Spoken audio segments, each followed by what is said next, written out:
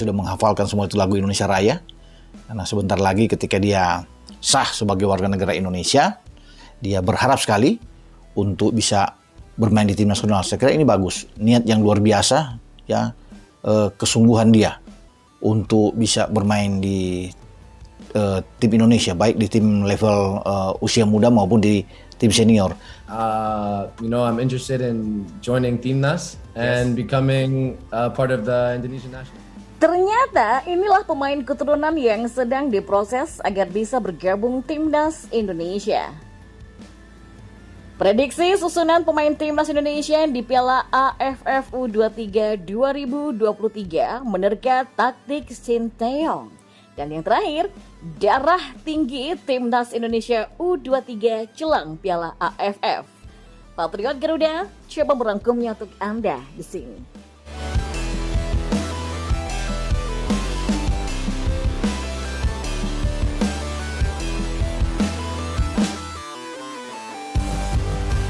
Yang pertama, pemain keturunan atau diaspora yang sedang bermain di luar negeri ini ternyata sedang diproses agar bisa membela Timnas Indonesia.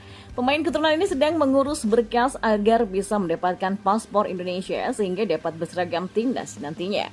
Posisi sang pemain adalah sebagai kiper atau penjaga gawang. Jika prosesnya berjalan lancar, tentu pertahanan Timnas Indonesia akan semakin bertambah opsinya.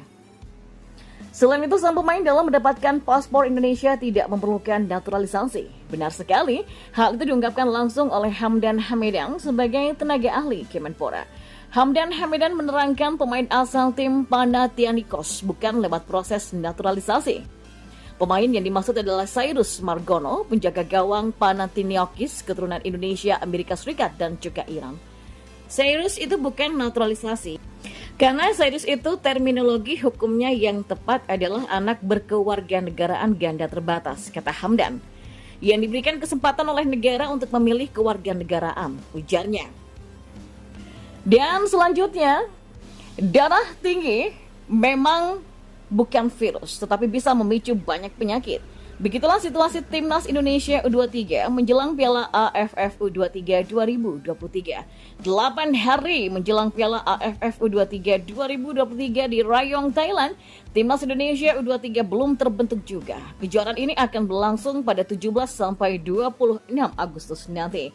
PSSI memang sempat merilis daftar nama pemain Garuda Muda pada Senin 7 Agustus yang kemarin, tapi kemudian dihapus. Ada beberapa kesalahan fatal dalam unggahan PSSI tersebut.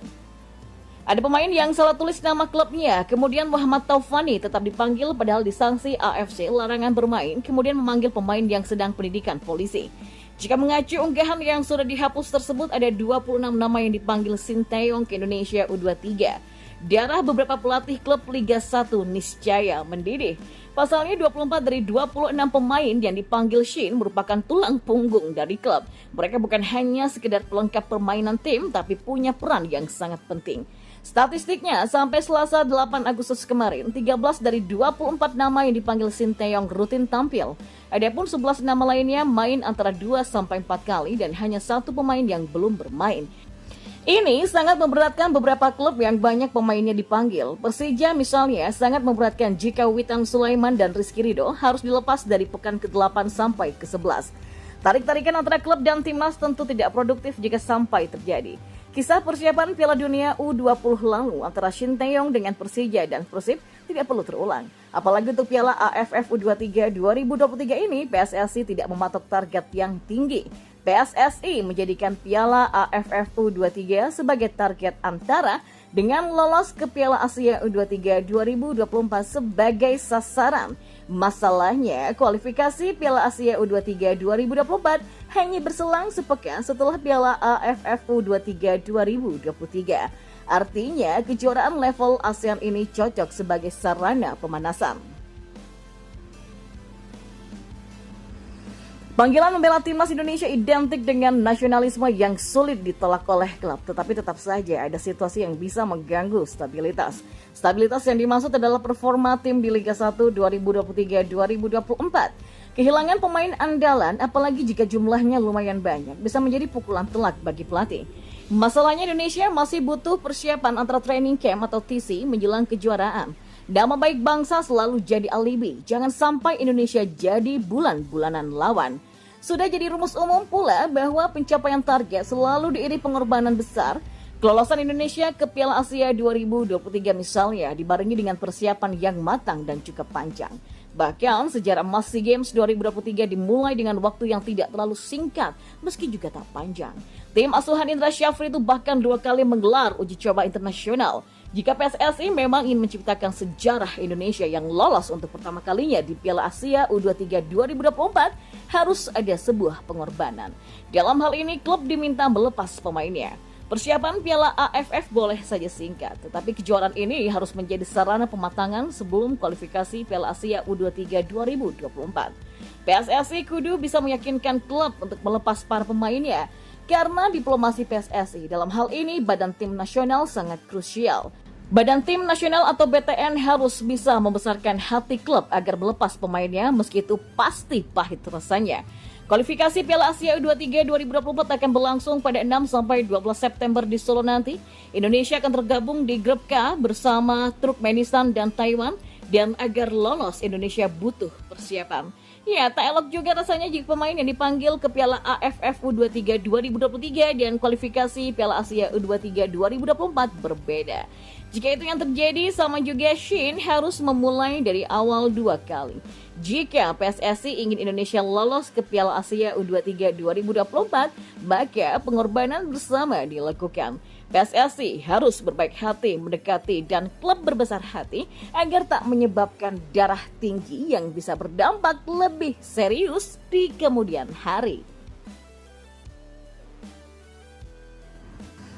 Berikut adalah prediksi susunan pemain timnas Indonesia U23 di Piala AFF U23 2023 berdasarkan data pemain yang resmi dipanggil oleh pelatih Sinteyong untuk mengikuti pemusatan latihan atau TC.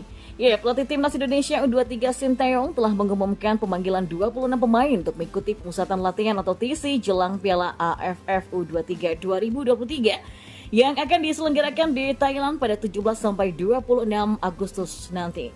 Meskipun turnamen ini merupakan ajang kelompok umur dan tidak punya target yang terlalu besar dari PSSI, Sinteyong tetap memanggil para pemain andalan untuk mengikuti TC Timnas Indonesia U23.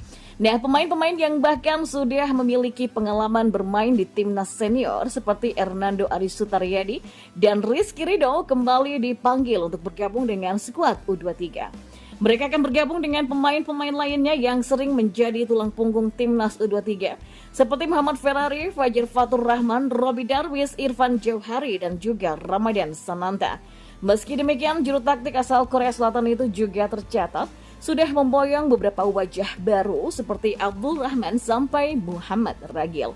Ya, melihat komposisi yang ada, Sinteyong kemungkinan akan tetap menggunakan pakem 3-4-3 saat timnas Indonesia U23 mengarungi Piala AFF U23 2023. Dan berikut adalah daftar 26 pemain timnas Indonesia U23 untuk TC Piala AFF U23 2023.